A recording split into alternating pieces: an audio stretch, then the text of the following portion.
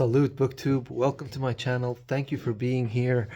I have a video today, another tag video. Those of you who check my back repertoire, my back catalog of videos, I made a tag video on Tuesday, this past Tuesday, called the Seriously Well Read tag. And you can check out the video and all the links to the creators of the tags and the people who tagged me. And then my good friend JJ, the bookworm blacksmith, um, just a couple of days ago, probably a couple of days have passed since I'll post this video. She made a delayed response to another tag created by Mike, Mike at Bibliophiles Bookscapes. That he had created this tag a month ago, but I felt it was very appropriate to do it now because it's sort of linked. So the previous tag video I made is called the Seriously Well Read tag. And then this tag that I'm going to do right now is called the Don't Take Reading Too Seriously tag. So a good response to the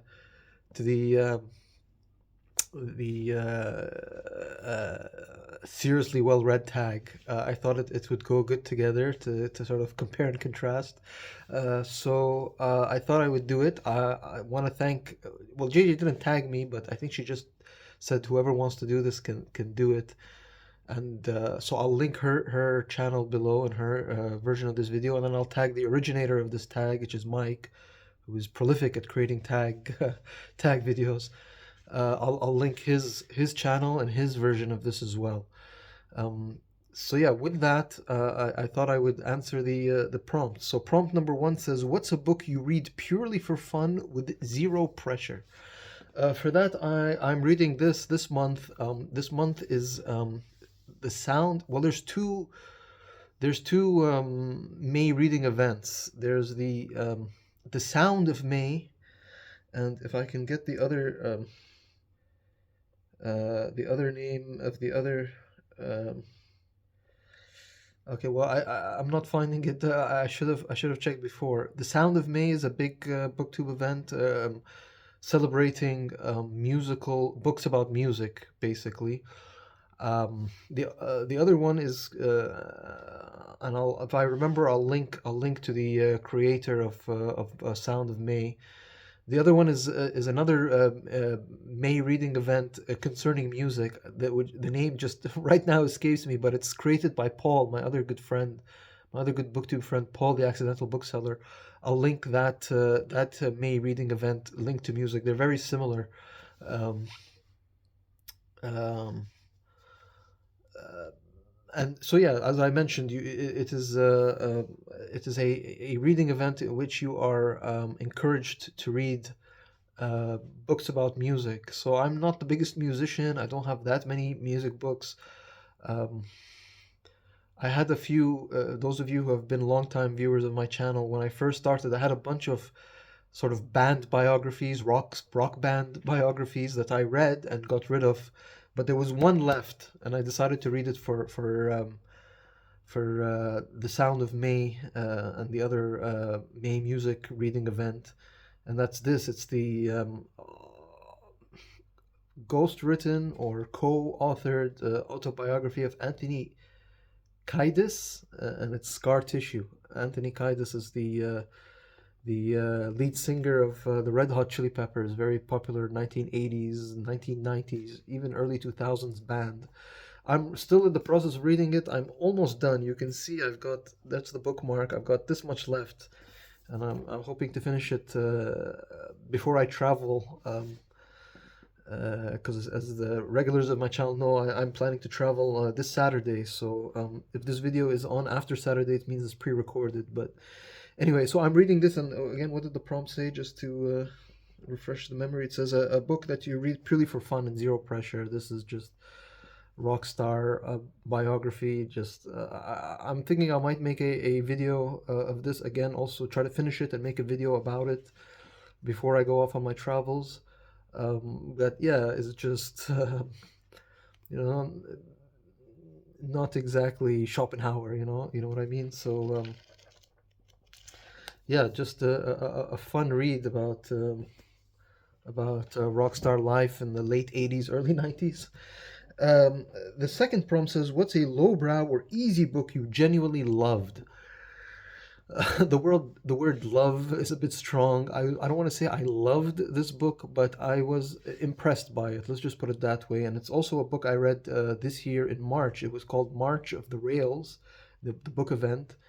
A book event created by Alan Reeds. Again, if I remember, I'll tag him or I'll link him below. So I took a bit of liberty with it was the March on the Rails. You were supposed to read books about trains, about railways, that sort of thing. But I took a bit of liberty and I read this book. It's by Irvin Welsh, Train Spotting.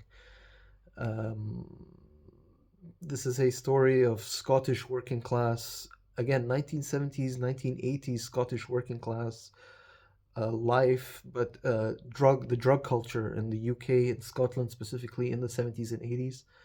Um, so again, it says lowbrow. I mean, it's again, it's not exactly Tolstoy, but um, it's and I didn't love it, but I was impressed. I was impressed by Irvin Welsh's his how he wrote about addiction. Actually, the book I just showed, Anthony Kiedis is there's a lot of drugs here too. It's again a lot of talk about drugs here, and then here, but in a much more literary way.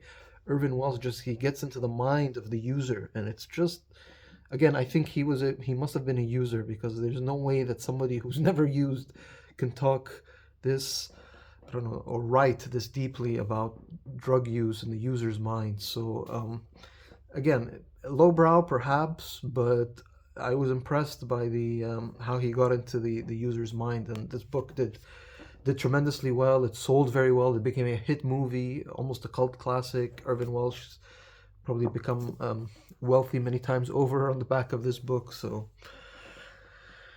prompt number 3: What's a genre you used to take too seriously? For this, again, I used to take too seriously. I was a bit young and idealistic. I got into a bit of a phase of getting into like Western culture, Western history, especially Western classical history, things like Greece and Rome. So I went and I purchased this book thinking that I would be. The prompt says a genre, but I'm going to focus more on a book.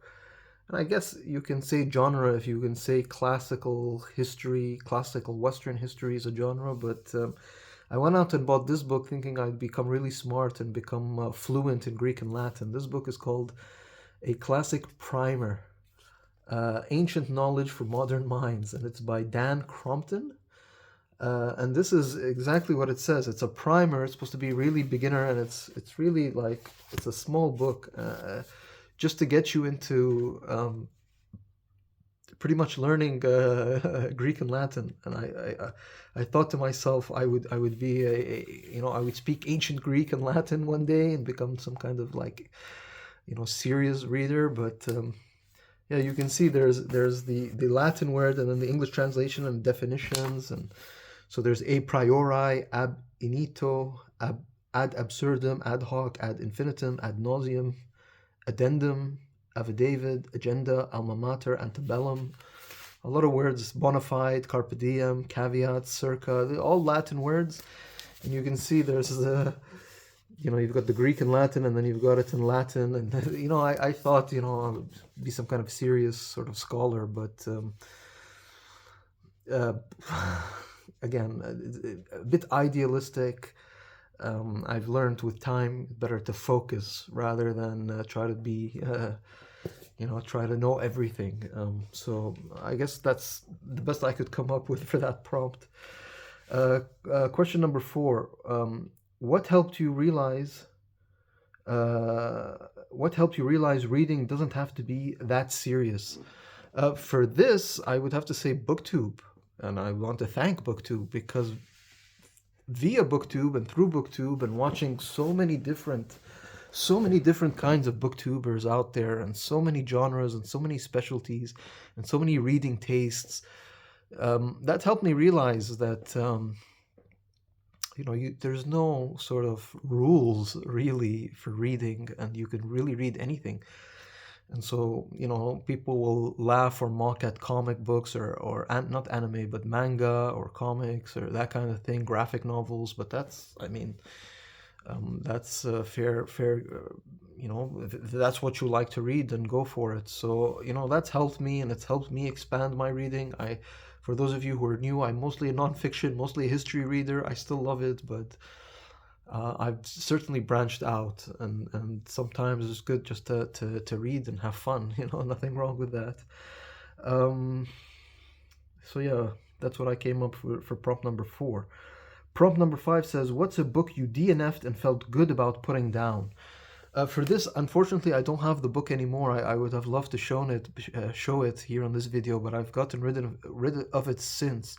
Again, it's quite linked. It was quite similar, and I think it was at the same period that I purchased this book, the classical primer.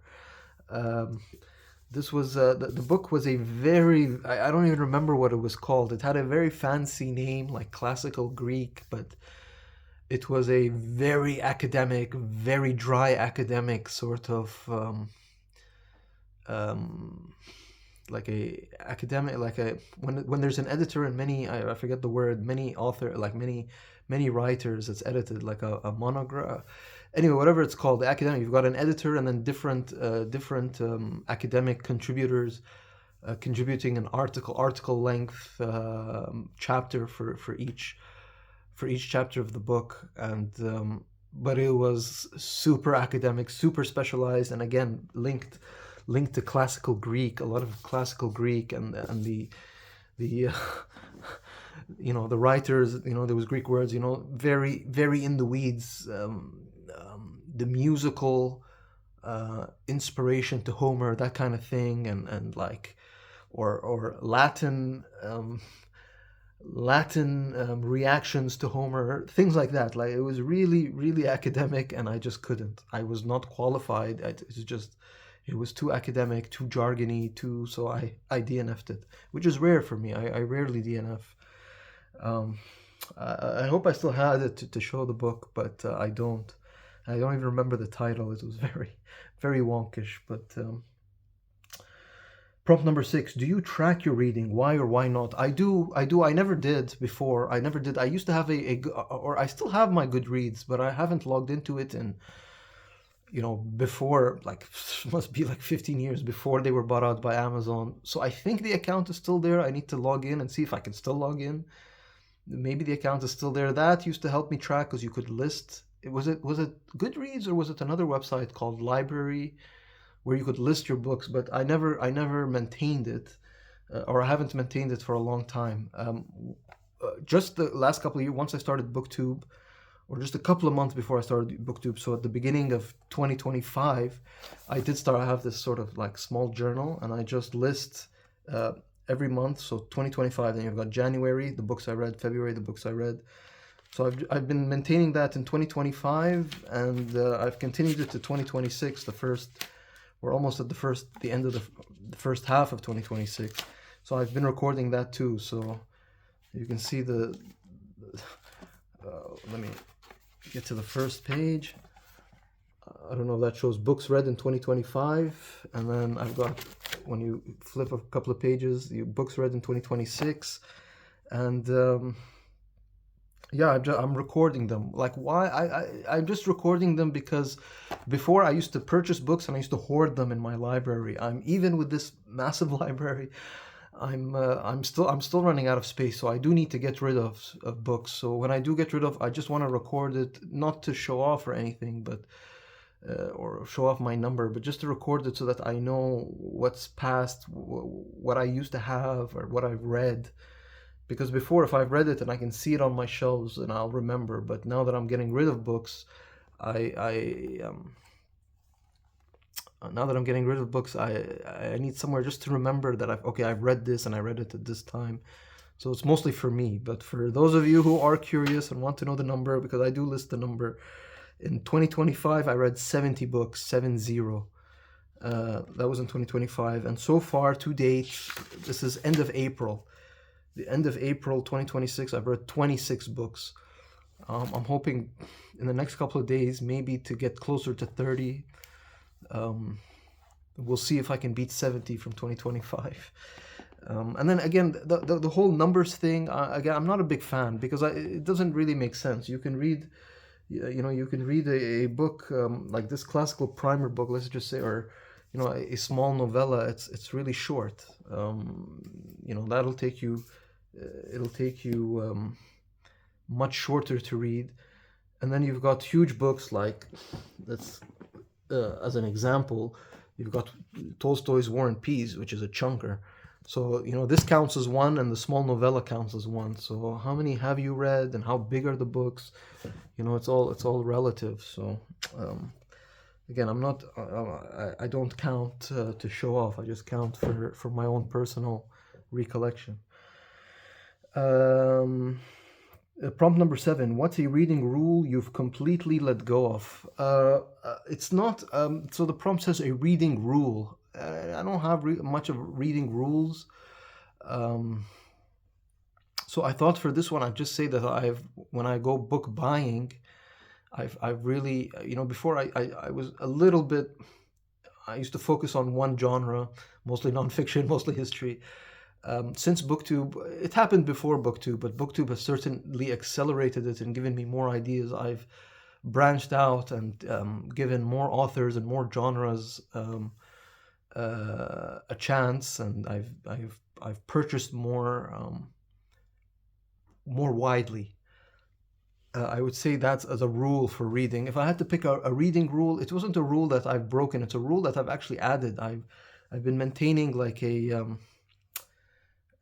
commonplace book, a commonplace diary, where I'm actually recording quotes, inspirational quotes or quotes I find. So I guess that could qualify. One or the two. Those are the two. Those are the two sort of rules. I've sort of bent this rule. It's not a reading rule. It's more purchasing more widely books is something that I've been doing more, and then also noting down more quotes. Prompt number 8. What kind of books do you turn to when you're burnt out? Typically, I don't burn out from reading. I read so much, I don't get burnout. I shouldn't say that. I do get burnout, but it's a very short burnout. So it'll be like I've been reading every day for 2 weeks, even 3 weeks, and I'm just like, okay, just today, I just don't want to read.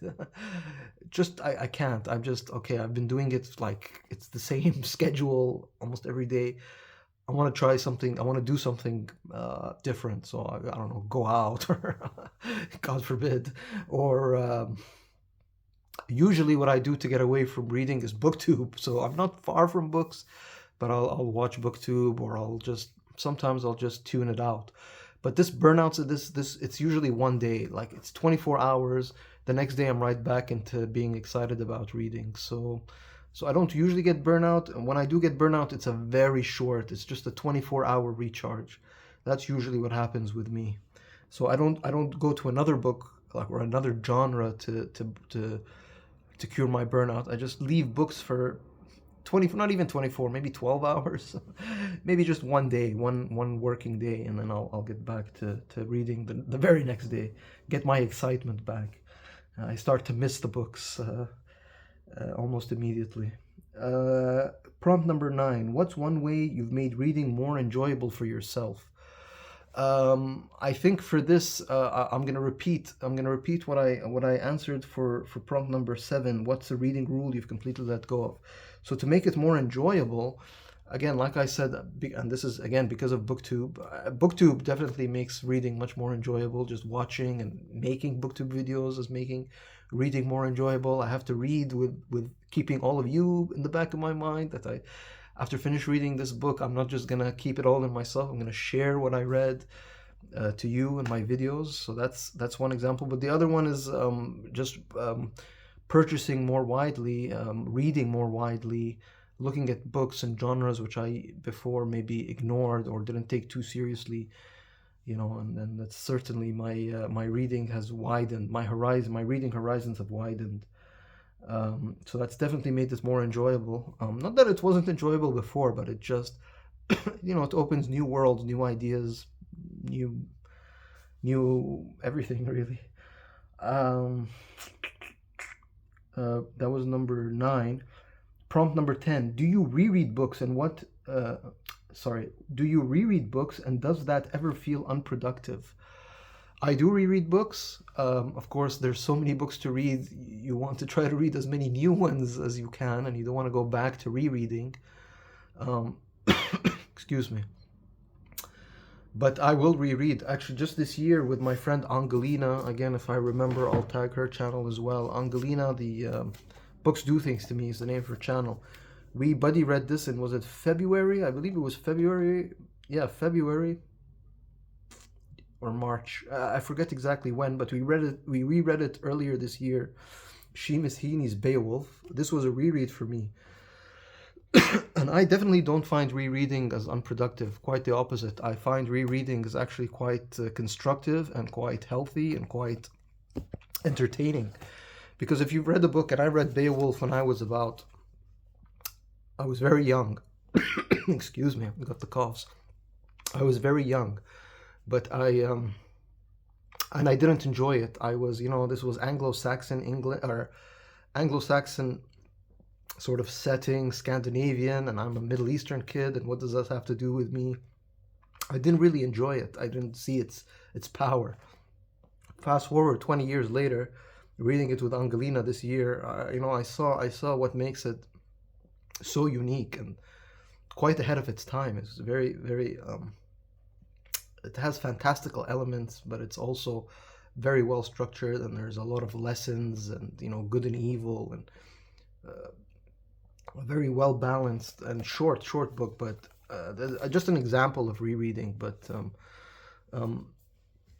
definitely, I would reread, especially if it's a book I enjoy. I don't subscribe to the idea that it's unproductive or that you're wasting time. Certainly not, because people change, humans change. So you at, I don't know, 15 is going to be very different than you at 50, and you're going to have so many different experiences. So going back and reading the same work, it'll hit you differently. You're gonna look at it differently, and that's certainly not unproductive. Of course, unproductive was put in quotation marks. Prompt number 11. What's something about your reading tastes that's completely yours? Well, for me, completely mine. Again, for those of you who are new to my channel and who don't know, I am based in the Middle East, in a country called the United Arab Emirates. And I guess that makes me a little bit unique on this corner of BookTube, at least, in the English language, because I make all my videos in the English language and I read English books. And yeah, so what's completely mine? I just made a series about sort of starter library for Iraqi history books, because I'm half Iraqi, so I have that, and I don't know. I don't know how many booktubers there are out there who are flogging Iraqi history books, Iraqi history from Mesopotamia to the present. So that's an example. And then I could have, put an example of that, but I wanted to give an example, a book about the United Arab Emirates, the country that I'm from. This book is called. This is a history book about the United Arab Emirates. I don't know if anybody has heard it. It's very niche. It's very local. It's aged. It's by Rosemary Sayed Zahlan, and it's called The Origins of the United Arab Emirates.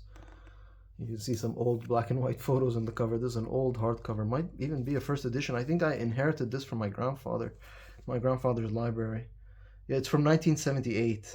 It looks like it's a first edition.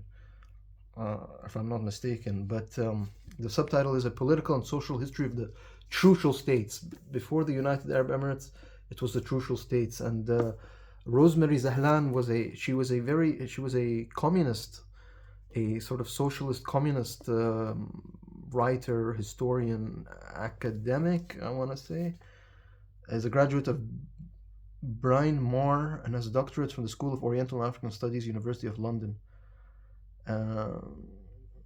So yeah, an academic too, but if I remember correctly, she had communist sympathies. So for her to write about this oil-rich part of the world is a bit interesting. But again, this is, what was the prompt? What's something about your reading taste that's completely yours? I don't know how many people. I had other books about the United Arab Emirates. I could have brought a bunch of them, but I just chose this one. It was easy to take out from the drawer from the shelf, and so I thought I'd show it. But again, very niche, very me. I don't know if anybody else has even heard of this or even knows where the United Arab Emirates are if you're watching this. But yeah, that was prompt number 11. And then prompt number 12, the last prompt, is what would you say to someone who feels like they're doing reading wrong? Let me reread that. What would you say to someone who feels like they're, quote, doing reading wrong? Um, I would tell that person there's no such thing as doing reading wrong. The fact that you're reading is a right. It's not a wrong. You're reading. There's no, there's no rules. I would say do what you want. What do you enjoy reading? What do you find stimulating? What do you find helpful? What do you find entertaining? So I'm against this. Like, no, you've got to follow this the list or the path. You know, maybe before I was that kind of reader, try to be a bit serious, try to be a bit, I don't know what the word is, like thorough in my reading. Um, but as I would say, just plunge in, and there's so many books, and you can't really. There's no right way of doing it. There certainly isn't. There are some classics, of course, but you can you know you can fit that into your regular reading or what you like to read. Um, I mean, that's the best I could come up with for that prompt. But so that's the 12 prompts. I'm supposed to tag people again. Mike did this tag. He created it a month ago, so it must have gone through. It must have been passed around. So I'm reluctant to tag specific people. And I apologize. I shouldn't do that. I shouldn't just be lazy and say, whoever wants to do this tag, go ahead and do it. I'm not going to list any other channels. But I've been a bit behind in my booktube watching. It's been a bit hectic, and I've got a trip and like a trip, like a trip, like a where I have to go on a plane and go. So it's been a bit hectic for me. So I'm behind on reading and watching booktube. Hence this tag is being done late, and hence I'm sort of blanking who's done this tag, who hasn't. So I apologize. Hopefully when I'm back from my trip, I can I don't know the word trip. I've got trip on my mind because I've been reading, rock band autobiographies and train spotting. Drugs are in my mind. But when I'm back, hopefully I can be a bit more personal and personalize who I tag and who I don't. But with that being said, if you want to make this, you want to do this tag, you've got a booktube channel, consider yourself tagged. Thank you, JJ, for reprising this tag. Thank you, Mike, for creating it. I'm gonna wrap this up. Salute, booktube.